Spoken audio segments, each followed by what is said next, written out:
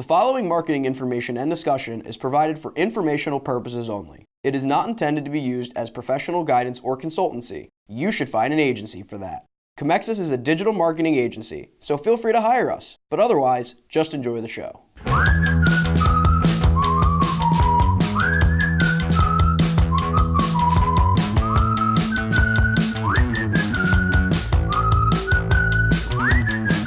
Hello everyone, welcome to The Buyer's Journey by Comexis, a discussion-based podcast on the ever-changing marketing landscape. I'm Matthew McGroarty, the social media content producer here at Comexis. And I'm Josh Lyons, the digital marketing coordinator here at Comexis.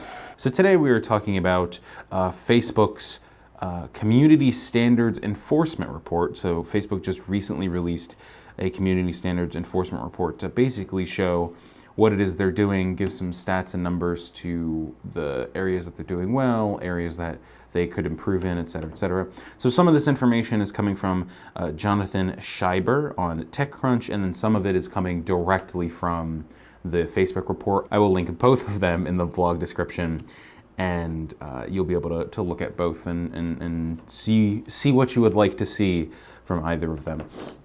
So just we'll just run down a couple numbers and then we'll discuss. So Facebook catches between 90% and over 99% of community standards violations itself. That means they catch them without any additional need. Numbers are far lower for bullying, however, where Facebook only caught 14% of the 2.6 million instances of harassment reported, and hate speech where the company internally flagged 65.4% of the 4 million moments of hate speech users reported. So clearly they need to work a little bit on their hate speech filters, it seems. Fake account creation, this one is like massive. So in the first quarter of the year, so in the first 3 months during Q1, Facebook found it removed 2.19 billion fake accounts. Absurd. That's a spike of 1 billion fake accounts created in the first quarter of the year. It's important to note 2.19 billion fake accounts is, I believe, almost the exact same number of actual Facebook accounts that are legitimate on the platform. So a huge fake account problem. Obviously, I believe it is much easier for them to catch these things because they have so many verification avenues in which to make sure that your account is not fake. So just something to keep in mind.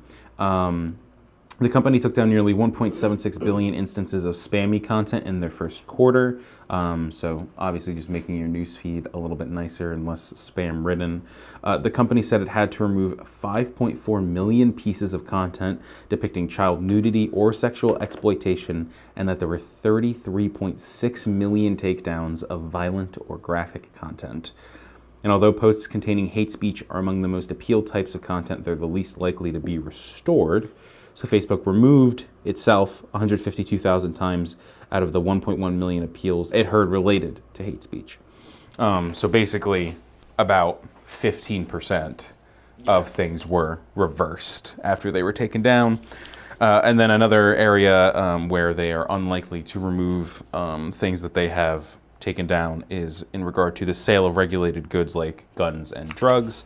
Obviously, if you did not know, Google, for example, has a lot of restrictions and in many cases outright will not let you advertise guns or drugs on their platforms, nor sell them for the most part. The selling part I might be a little out of date on, but I'm almost positive that is how it works. So it is not too surprising to see that Facebook is also trying to restrict or remove that feature from buying on their platform, which makes a lot of sense, especially when you have Facebook Marketplace and stuff like that, where doing that would probably be illegal. I'm taking a pretty solid guess on. So You would probably be right. I would assume.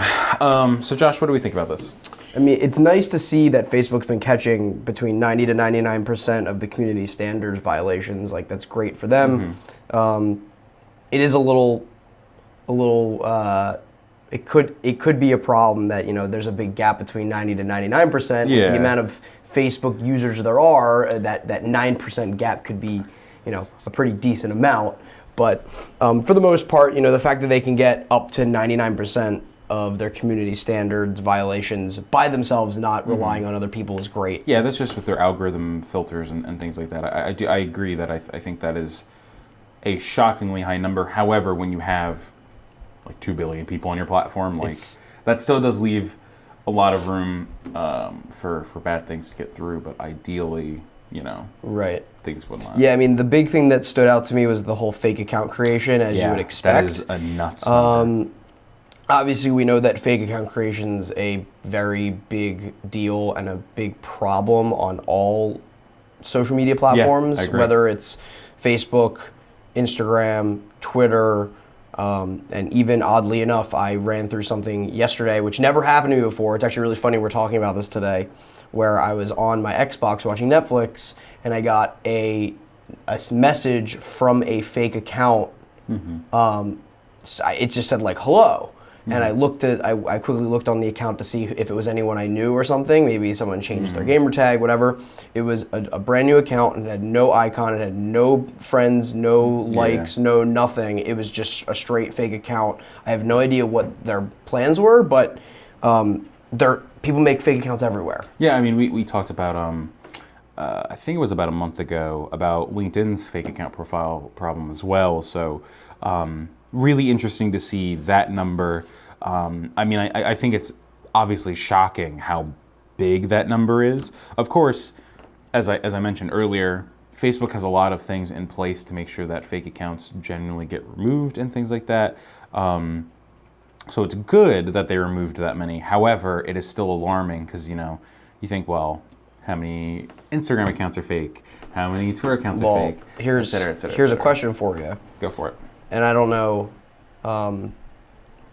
what the answer to this would be, but just the first thing that popped in my head, given the big spike.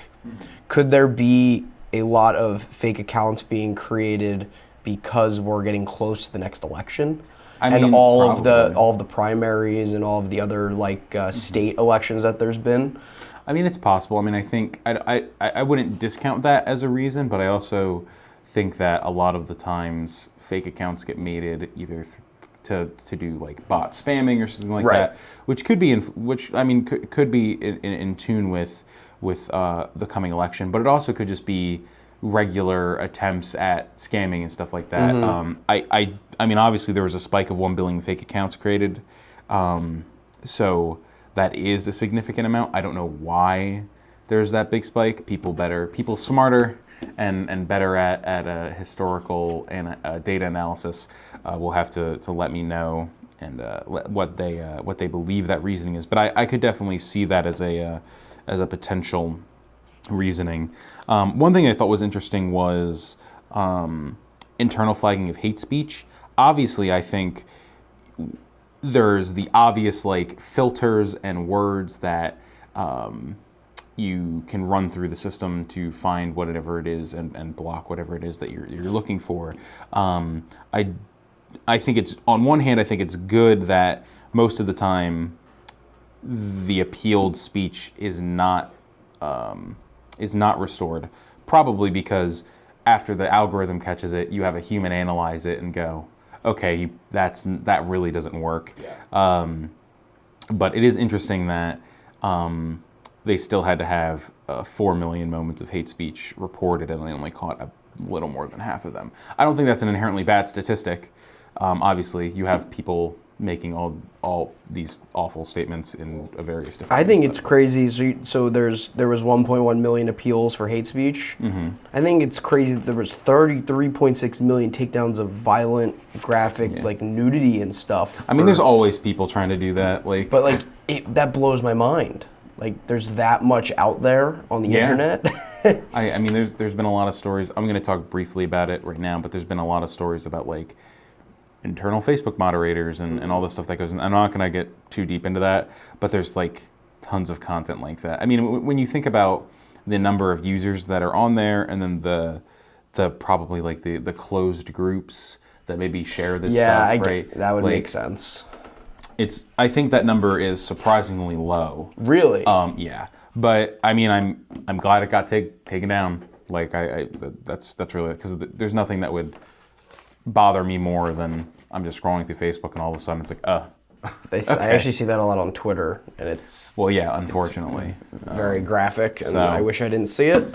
But yeah, I mean, there's not a whole lot to talk about on this, other than I think in general, it's nice that they're releasing these. If you go and read Jonathan Scheiber's piece on TechCrunch, they have more on an independent report that also looked at some of these numbers and like gave a little more context.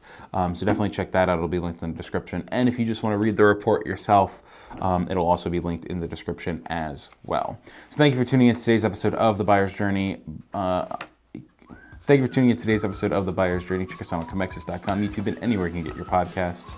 And please follow us on Twitter at buyers_journey. Thanks for tuning in.